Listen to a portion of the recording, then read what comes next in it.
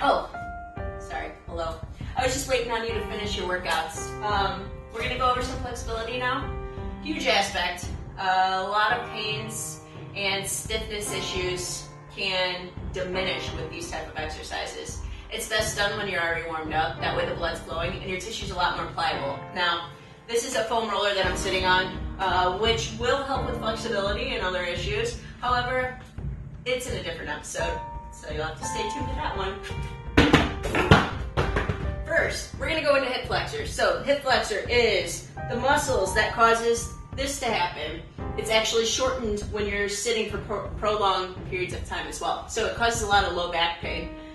The reason is because one of your hip flexors attaches to the low part of the spine, pulling you into this position when it gets tensed up or tightens, and then your low back has to fight it going into this position. So a way to stretch those out is going into a half kneeling stance. Now a half kneeling stance is just one knee down. So you look like this from the front.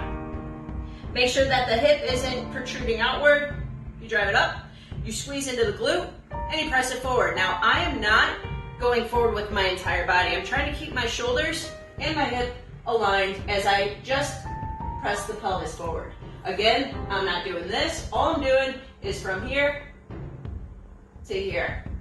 Very subtle movement, causes a great effect through this. Now you would hold each stretch for 30 seconds to a minute, depending on how tight you are. We got the hip flexors in that position. Now if you're tighter in the groin area, which is right in this area, then you would take your foot as an added stretch and then rotate it out to 45 degrees so that your heel and your knee line up. Now from there, you're gonna keep this knee out as you drive your hip forward and then rotate them to square up. So I'm not just driving them forward, I'm then taking my hip and I'm rotating it, squaring up. This glute is fired. This glute being fired is going to inhibit any contraction that occurs over here, allowing for a deeper stretch. Hold that again, 30 seconds to 60 seconds, depending on how tight you are. Show the other sides love as well. Don't forget about the other sides. And then let's move on to the next one. So the next one, we're gonna go into the hamstrings. Now, the hamstrings are on the back of your thighs. So you can do this a couple different ways. Sorry. You can do this sitting down right here, keeping your back straight, reaching for your toes. But what usually happens when people do that is they get all their back. So this really isn't stretching out my hamstrings, it's just stretching out my back right there. So keep your back straight as you lean down into it. Another way is taking a towel, roll it up, put it on your foot, bring it up, and make sure that you try to keep your leg as straight as possible. Your other leg is down on the ground with your toe facing up. You should feel this right through here. When you stretch, you should move to the point of discomfort, but never to the point of pain. It should not feel like you're tearing your muscles off your bones. That is bad. Another way is, if you can't get to the ground, just stay seated, put one foot out, keep the back straight, lean into it here with your toe facing up. Toe facing up will strengthen, or elongate the calves, along with elongating the hamstrings in the process. So toe facing up, lean into it, keeping your back straight. If you don't feel it in the back of your thigh, you're doing it wrong. Next one. Oh, also, if you can't get to the ground for the hip flexor and you have bad knees or something, you can put a pillow under your knee, but if that still doesn't do it, then just find something high, like this. Put your foot up on it, make sure your toe is facing forward, and then do the same thing with your hip, where you just drive it forward, holding that right there. So you should feel the stretch right through here. And then for the groin, right here, turn from here to 45 degrees, heel lines up with knee, driving it out, keeping the knee out, and rotating the hip forward, standing tall. You should feel that right through the groin area. 30 seconds to 60 seconds. Moving on. So we're gonna get to the piriformis. If anybody has any sciatic pain, this is really good for it. Sometimes the piriformis is a little muscle.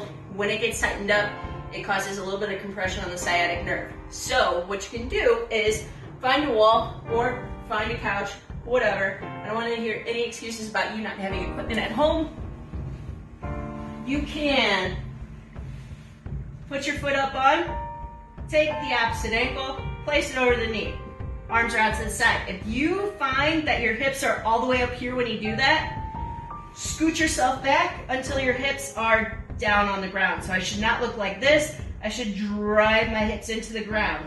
You should feel this in the back portion. So from that view, from right here, you should feel it all along here. Now, if your knee comes all the way in like that, you may have internal tightness, so you would just drive that knee out and hold that. And you can do them both ways too.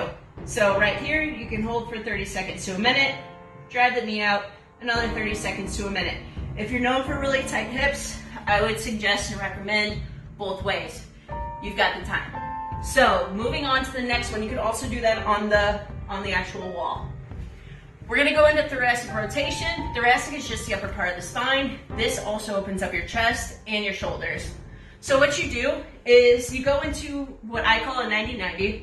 Your knees are at 90 degrees, your hips are at 90 degrees. You're gonna pull your shoulder out from you, rest your head on the ground. You're not resting on your shoulder. I don't want any compression in your shoulder joint right now. Rest it on the ground, take your other hand, place it on top. These knees stay together and they stay on the ground. It's super glued. Don't let them come unattached. You're then going to reach out as you watch your hand rainbow to the other side. Hold that for 5 seconds, and then you're gonna come back. So I want you to take a deep breath, hold, exhale, coming back. If you find that you have extreme stretch, if you find that you have an extremely stretched sensation, do a lot more of those. If not, do 8 to 10. To progress it, if you find that it's really easy and you don't feel any stretch, you just take your top ankle, you place it under your knee, and then you rotate your top knee down. So if I'm in this position right here, I just rotate that knee down, keep my hips stacked, keep this knee on the ground with my hand, and then take this hand, rotate it over, coming down, holding for 5 seconds. Now that's if you have better flexibility. So don't progress it to that until you're able to get your arm to the ground on the other one. The next one, let's go into more of shoulders and chest. What you'll do is you'll interlace your hands behind you, press your palms together, roll your shoulders back, and then straighten them out if you can. Hold this, take some deep breaths. This expands your diaphragm, so it's a lot harder to take deep breaths. I want you to focus on taking those deep breaths through a stretched diaphragm. So it's gonna be a lot harder, but this is a way to practice those deeper breaths. So here, press palms together, rotate shoulders back, press them as much as you can. You should feel this through the shoulders and the chest. And I'll go over some more stretches later on. I'll also go into some foam rolling techniques that'll really help with the fascia, which is the tissue that surrounds your muscle fibers. Stay tuned.